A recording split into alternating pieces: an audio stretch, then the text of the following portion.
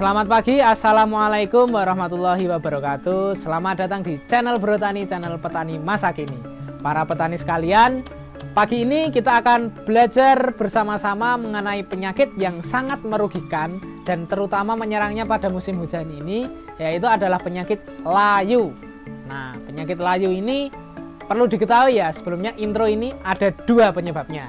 Bisa layu itu karena jamur Fusarium oxysporum, forma spesies Kapsiki or sebagainya, ataupun bisa juga disebabkan oleh bakteri Ralstonia solanacearum. Nah, bagaimana cara penanganannya, bagaimana gejalanya, dan bagaimana pengendaliannya supaya kita tidak merugi, simak video ini sampai habis. Sebelum ke pengendalian lebih jauh, nah kita ini harus benar-benar tahu dan bisa membedakan sebenarnya layu kita itu disebabkan oleh layu jamur ataupun layu bakteri. Nah, cara yang paling gampang untuk membedakannya adalah dengan gejala yang ada di lapangan. Nah, apabila layu tersebut dimulai dari jaringan tanaman yang muda atau ujung tanaman, nah itu biasanya disebabkan oleh jamur. Tapi ketika yang layu itu udah langsung kayak serempak atau bahkan terlihat dari jaringan yang lebih tua, daun-daun yang bawah, lah itu biasanya disebabkan oleh bakteri. Itu perbedaan yang pertama. Kemudian perbedaan yang kedua, biasanya kalau layu bakteri itu tercium bau yang sangat menyengat, seperti busuk-busukan sayur gitulah. Nah, kalau layu karena jamur itu biasanya tidak berbau. Nah, untuk cara yang paling akurat dan biasa dipakai di lab-lab, caranya adalah Anda bisa mencabut tanaman cabai Anda, kemudian dipotong di bagian batang mendekati akar, lalu dicelupkan di dalam gelas bening, ya. Kemudian juga ada air putihnya. Lah, dicelupkan dan ditunggu mungkin 3-5 menit. Nah, apabila nanti terdapat lendir yang mengalir seperti umbel atau seperti tetesan begitu, itu biasanya disebut oosobakteri. Nah, dan namanya adalah layu bakteri. Nah, jadi sebelum kita bisa mau kendalikan pakai apa, kita harus tahu dulu ini layu bakteri atau layu jamur. Seperti itu. Oke, sekarang tidak usah berbasa-basi menjelaskan terlalu banyak ya. Tapi kita langsung bahas bagaimana cara penanganannya supaya kita tetap bisa panen ataupun mengendalikan penyakit ini supaya kita tidak merugi.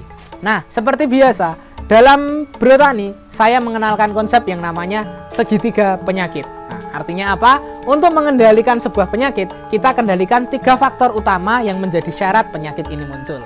Nah, kembali lagi, tadi 3 faktor ini adalah, yang pertama adalah adanya patogen. Nah, patogennya 2 tadi ya, Ralstonia dan juga Fusarium, jamur ataupun bakteri.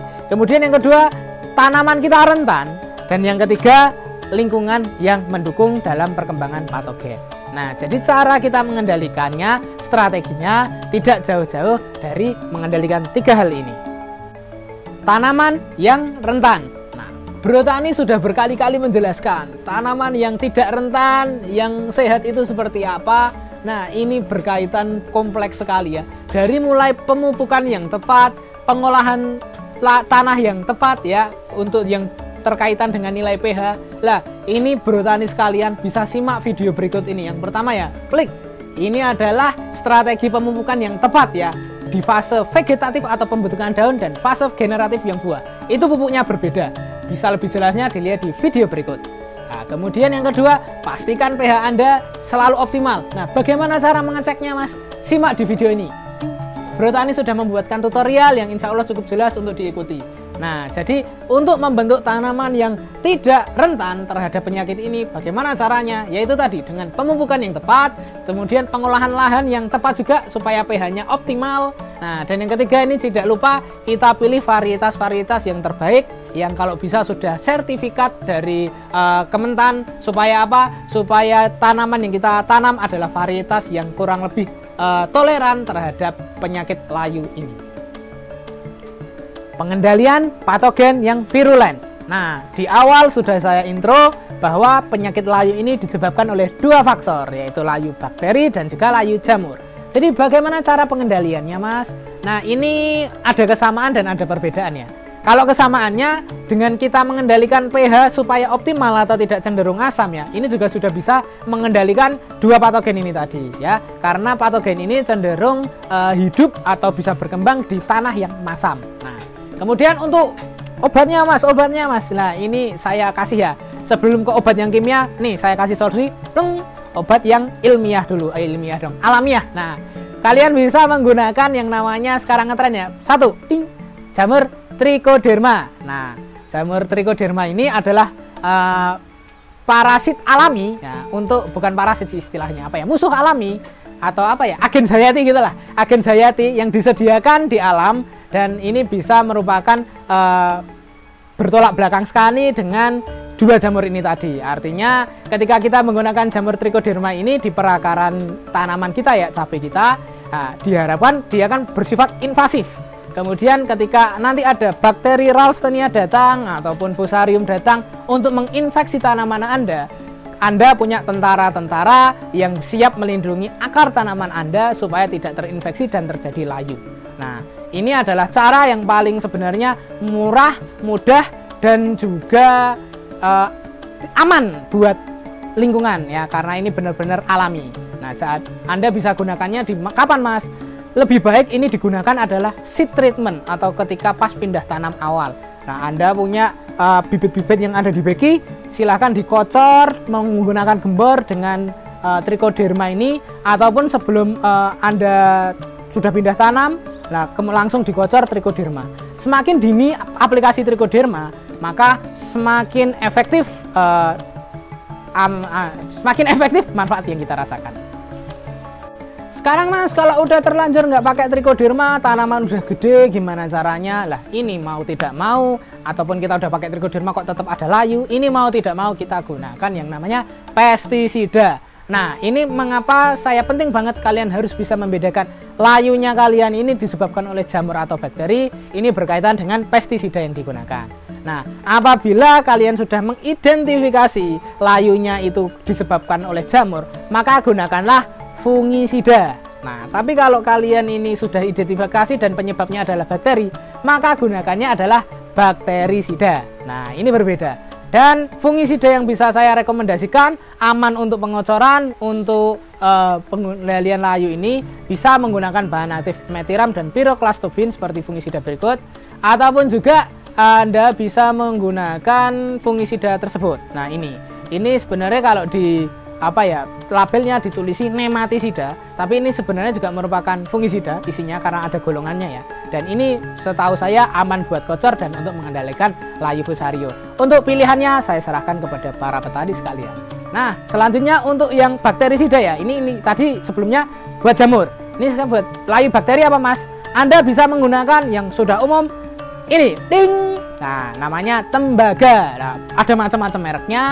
Terserah kalian pilih mana. Yang pasti yang untuk menjadi catatan dalam penggunaan tembaga adalah jangan dicampur dengan fungisida atau obat apapun. Mengapa? Karena itu dikhawatirkan akan terjadi reaksi antara asam dan basa sehingga bahan aktif yang Anda gunakan sia-sia. Jadi kalau mengaplikasikan tembaga apalagi secara kocor, wajib single ataupun tunggal, jangan dicampur. Oke. Kemudian yang bisa dicampur apa mas? Nah, ini ada bahan aktif baru ya, namanya zinc-thiazole. Nah, ini Anda bisa dapatkan dan ini juga bisa dikocor bersamaan dengan fungisida ataupun pupuk lain ya, dan ini aman, tidak seperti golongan tembaga, kelebihannya di situ. Nah, untuk pilihannya saya serahkan ke para petani sekalian. Dan ya, ini tadi simpelnya ya. Kalau pestisidanya apa mas? Yang bisa mengobati layu. Nah, kalau layu jamur ini, kalau layu bakteri ini. Nah, terima kasih. Pengendalian lingkungan yang mendukung.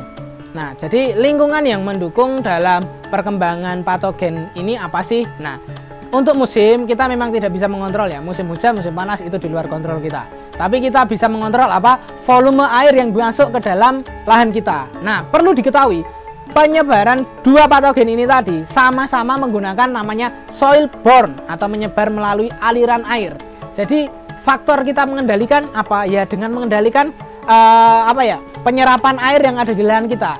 Dengan cara apa? Yang pertama, kita buat kalenan atau bahasa Indonesianya apa? Aliran air supaya lancar dan tidak terjadi genangan di lahan kita. Satu itu. Yang kedua, pembuatan bedengan yang lebih tinggi. Mengapa? Supaya akar tidak tergenang dan mencegah fusarium ini untuk terbawa air hujan.